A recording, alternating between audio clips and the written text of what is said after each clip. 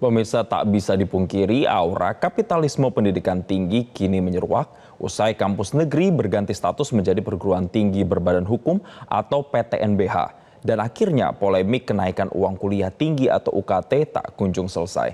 Kita akan membahasnya bersama dengan Koordinator Forum Advokasi 2024 UGM Rio Putra Dewanto. Kemudian ada anggota DPR Komisi 10 Andreas Hugo Pareira dan pengamat kebijakan pendidikan Prof. Cecep Darmawan. Selamat pagi Prof. Cecep, selamat pagi Pak Andreas, selamat pagi Mas Rio. Ya, selamat pagi. Selamat pagi semuanya. Baik, terima kasih telah bergabung bersama kami. Mungkin saya mau ke Mas Rio dulu. Mas Rio, kemarin itu sempat ada aksi di Hari Pendidikan Nasional yang menyatakan ini menyuarakan jajak pendapat bahwa 70% mahasiswa UGM ini bahkan tidak setuju adanya kenaikan. Dikonfirmasi Mas, berarti memang banyak sekali yang menolak kebijakan kenaikan UKT itu ya Mas ya? Jadi kan mungkin saya kasih latar belakangnya dulu ya Mas. Nah jadi di mahasiswa UGM angkatan 2023 itu ada sistem baru Mas dari UKT di UGM.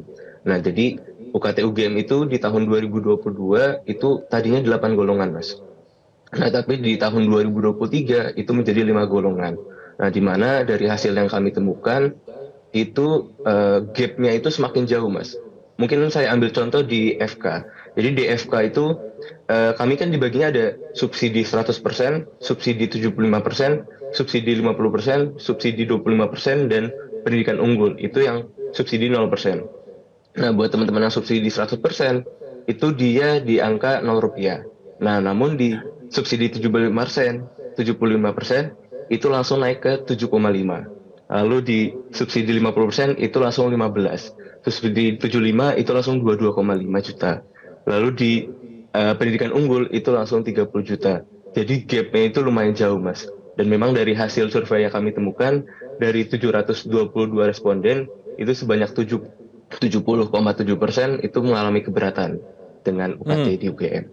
Setelah disampaikan keberatannya ke pihak kampus melalui aksi tersebut, sudah ada hasilnya Mas? Sudah ditindaklanjuti belum sama pihak kampus?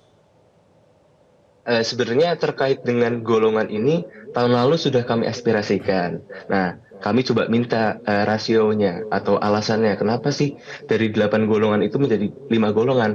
Apa yang menjadi motifnya? Apakah dengan PTN dengan yang statusnya menjadi PTNBH ini membutuhkan dana lagi sehingga UKT ini harus diatur sehingga lebih menguntungkan PTN-nya ataupun alasan lain. Namun sampai saat ini kamu belum menerima kajian maupun alasan dari dibalik berubahnya UKT tersebut. Jadi secara transparansi itu juga kurang terbuka dengan mahasiswa maupun dengan publik. Ada transparansi yang kemudian menjadi sorotan dari mahasiswa begitu. Nah ini mau saya langsung tanyakan ke Prof. Cecep. Prof. Cecep, ketika kampus PTN berupaya untuk menaikkan UKT, faktor terbesarnya atau faktor pendorongnya apa? Apakah memang satu-satunya alasan karena tadi sudah berstatus PTNBH atau berbadan hukum tadi?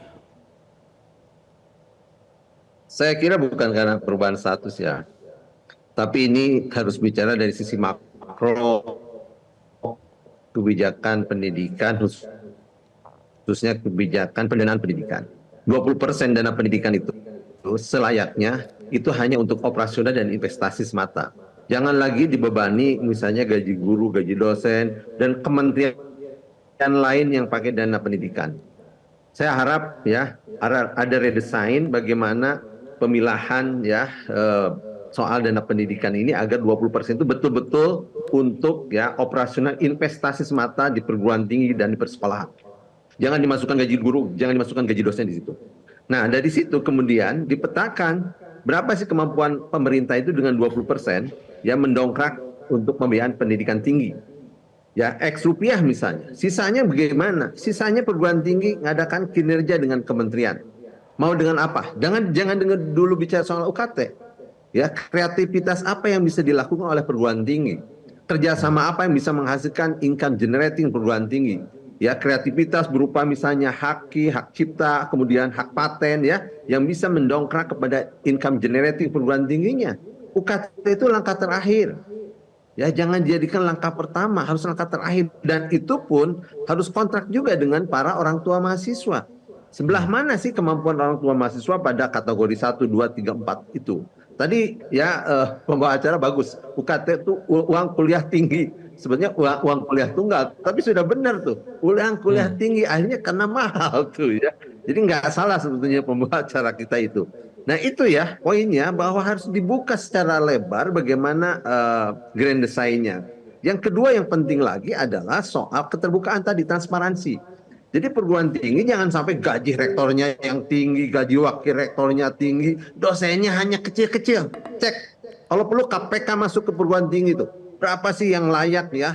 Rektor, wakil rektor dengan apa dosen biasa itu kesenjangannya ya, perbedaan penggajiannya atau tunjangannya itu seperti apa? Dicek di situ. Saya yakin ada kesenjangan nih. Karena tidak juga ya dengan PTNBH mensejahterakan seluruh dosen. Tidak. Ya, ini ada masalah sebetulnya kalau dibiarkan terjadi liberalisasi, kapitalisasi di perguruan tinggi. Seolah hentikan, menteri harus bertindak dong. Menteri. Ya, kalau tidak presiden langsung tindak, berhentikan tuh UKT mahal. Saya kira itu dulu. Ya, Prof. Cecep, ini yang juga menarik ketika saya baca wawancara Anda di artikel Media Indonesia dari tadi malam sampai dengan tadi pagi, bahwa Anda mengatakan justru biaya UKT itu harusnya setiap tahun itu menurun, dan kreativitas yang tadi Anda sebutkan dari pihak kampus itu yang justru harusnya dikedepankan begitu ya, Prof. Cecep? Betul. Oke, sekarang saya mau ke Pak Andreas kalau begitu. Ya, Pak Andreas, Pak Andreas, ini kita melihat pada internasional. Halo? Iya, bagaimana, Prof. Cecep? Ya, halo. Iya, silakan Prof. Cecep. Ya, betul. Jadi kita terjebak pada internasionalisasi sehingga semua dia diderek untuk internasionalisasi, termasuk soal jurnal dan segala macam. Sementara nih pengabdian kepada masyarakat, ya bagaimana karya dosen untuk masyarakat ya seakan-akan ya terabaikan. Saya katakan tidak seluruhnya, tetapi banyak yang terabaikan, tapi lebih mengejar skopus. Sehingga apa tadi? Harusnya kementerian itu melihat ya indeks kenaikan kreativitas perguruan tinggi itu kemudian di status BHMN atau PTBNBH itu ya itu ada karena kreativitas, bukan karena internasionalisasi. Sehingga nanti UKT-nya bisa turun gitu ya. UKT turun ya income generating naik. Itu perguruan tinggi yang hebat, bukan UKT naik ya kinerja turun. Nah, itu harusnya kena sanksi perguruan tinggi kayak gitu. Baik. Sekarang saya mau ke Pak Andreas. Dari Komisi 10 ini kan informasinya pernah sebenarnya memanggil dari pihak Kemendikbudristek membahas soal kenaikan uang kuliah tunggal atau uang kuliah tinggi tadi dalam tanda kutip. Apa sebenarnya rekomendasi yang waktu itu disampaikan dari DPR ke Kemendikbudristek dan apakah berjalan atau tidak sebenarnya, Pak Andreas? Ya, gini, saya ingin menyampaikan dulu, artinya secara umum biar ya masyarakat pada umumnya memahami soal status PTNBH, PTNBLU, terus kemudian PTN dengan pembiayaan dari negara yang berkaitan Satker ya, PTN Satker tadi Prof. Cecep sampaikan. Jadi PTNBH dan PTNBLU itu memang diberikan otonomi untuk mengelola lebih bersifat independen. Artinya diatur di dalam undang-undang dan peraturan menteri di situ. Nah, cuma yang terjadi sekarang seperti yang tadi disinggung oleh Prof. Cecep, ya otonomi itu kemudian diterjemahkan ya terlalu jauh atau diterjemahkan secara lebih sempit untuk mengelola mencari uang.